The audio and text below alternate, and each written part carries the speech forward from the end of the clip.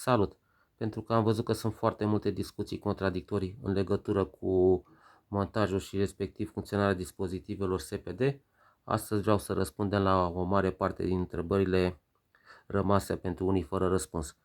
În mod fals, foarte mulți oameni cred că dispozitivul SPD, că rolul acestuia este să rupă protecția din amonte în momentul în care avem un impuls de trăsnet, de exemplu pe fază, SPD-ul ar intra în scurt și ar declanșa protecția din amonte, în acest caz un MCB. Este foarte greșit să credem asta. Impulsurile de trăsnet sunt de foarte scurtă durată, adică nanosecunde sau microsecunde, și ca să ne facem o idee ce înseamnă asta, atunci când clipim o facem de vreo 2 milioane de ori mai încet decât un impuls de trăsnet. Deci niciodată o protecție MCB sau fuzibilă nu va putea declanșa, nu va putea reacționa la un impuls de trăsnet. De ce totuși este obligatorie această protecție din amonte? Pentru că în cazul în care acest SPD ar încasa un impuls foarte mare de trăsnet sau atunci când ajunge la sfârșitul vieții, varistorul din acest cartuș ar putea intra în scurt și atunci protecția din amonte trebuie să declanșeze pentru a proteja acest dispozitiv să nu ia foc. După cum știți, ați văzut în alte videoclipuri pe care le-am publicat pe canalul meu, în general aceste cartușe au și o protecție termică, adică în cazul în care intră în scurt varistorul și nu avem protecție în amonte, acea protecție termică declanșează, ferestrele pe care le vedeți aici vers vor deveni roșii și ne vor indica că acel cartuș nu mai este valid. Deci, încă o dată, SPD-ul, rolul lui nu este să întrerupă alimentarea, adică să facă protecția din amonte să declanșeze.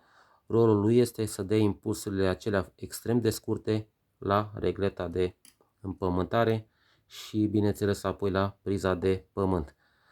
Cum funcționează acest dispozitiv? În momentul, de exemplu, pe fază, să zicem că avem un impuls de trăsnet de foarte scurtă durată.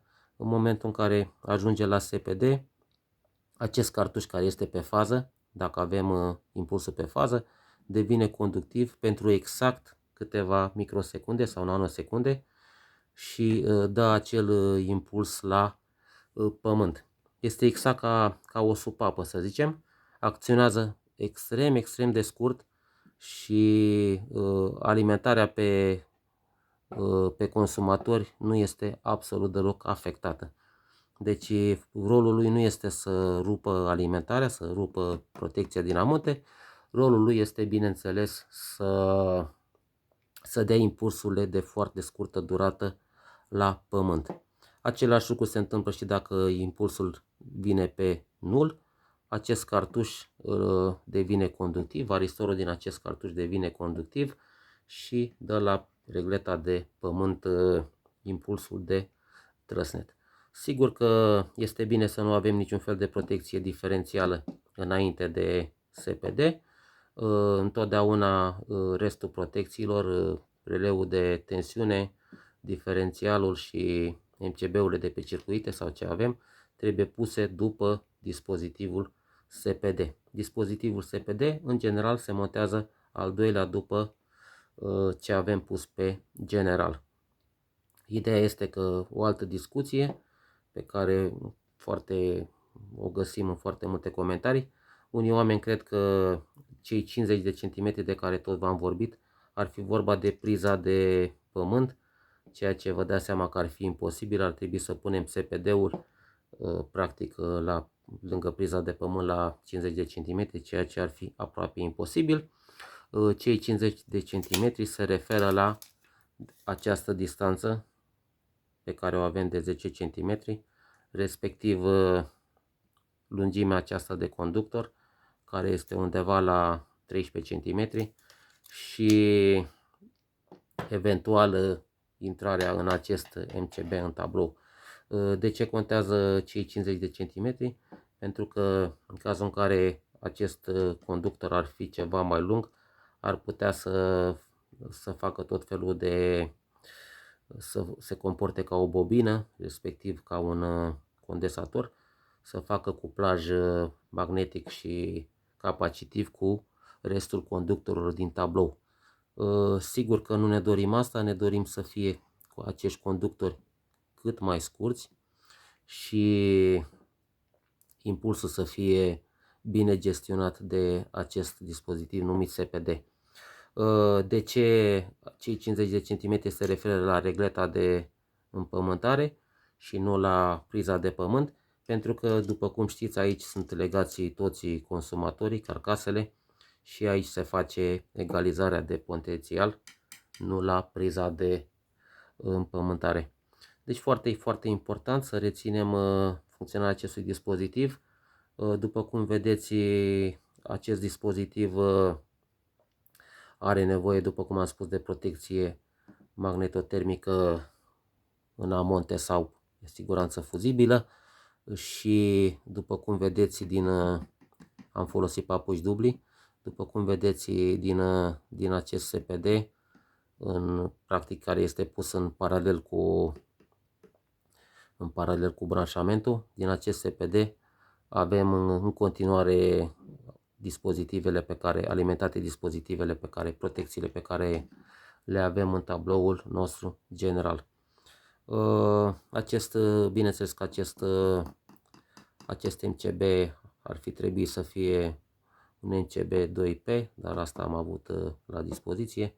Acest diferențial este tip AC și nu mai trebuie să le folosim pentru că nu ne mai asigură protecție, trebuie să folosim tip A minim și încă o dată trebuie să reținem că cei 50 de centimetri nu se referă la distanța până la priza de pământ a noastră, ci se referă până la regleta DPE din tablou. Sper că m-am făcut înțeles. Este bine să avem acest dispozitiv SPD, pentru că în cazul în care avem impulsuri de trăsnet de foarte scurtă durată, dacă acestea ar trece spre consumatori, ar putea să ne distrugă echipamentele în general sensibile. Mă refer aici la televizoare sau calculatoare, laptopuri, pentru că aceste dispozitive pot să nu reziste la impulsurile de foarte scurtă durată ale trăsnetului. Deci acest dispozitiv își face treaba fără să întrerupă alimentarea. Este foarte important să reținem asta pentru că se creează o confuzie. Releul de tensiune întrerupe alimentarea în momentul în care tensiunea sare din parametri. Deci acest dispozitiv întrerupe alimentarea, nu SPD-ul. SPD-ul va face asta numai atunci când varistorul din cartuș intră în scurt. Asta se întâmplă, repet, când avem un impuls de foarte scurtă durată, dar foarte mare de trăsnet și varistorul intră în scurt. Practic, în acel caz ar trebui protecția MCB sau fuzibilă din amonte să declanșeze. În rest își face treaba tăcut, fără să ne dăm seama. Ne putem uita la televizor și nu am ști că SPD-ul ne-a salvat televizorul de peste 1000 de euro în timp ce ne uităm la el, fără să întrerupă alimentarea pe consumatori. Cam atât în acest video, sper că am răspuns la multe din aceste întrebări. Cum v-am mai spus, în acest caz avem două cartușe care au varistoare și respectiv protecție termică fiecare. Există și cartușe care sunt pe descărcare în gaz, care au tuburi cu descărcare în gaz. Pot avea, de exemplu, un varistor și un tub cu descărcare în gaz sau diferite combinații. Dar, în general, au varistoare, niște componente electronice care, în general, sunt fabricate din oxid de zinc. Aceste cristale, în momentul în care simt un curent care depășește pragul pentru care este fabricat acest dispozitiv, cristalele devin conductive pentru o perioadă extrem de scurtă, pentru nanosecunde, microsecunde, și apoi trec imediat la starea inițială. Cum am mai spus, din acest motiv alimentarea nu este întreruptă în aval spre consumator decât dacă acest dispozitiv se defectează. Atenție mare la aceste ferestre. În momentul în care aceste ferestre devin roșii, înseamnă că acest dispozitiv este defect și cartușele trebuiesc înlocuite. Cam atât în acest video. Vă mulțumesc că m-ați urmărit și ne vedem într-un video următor.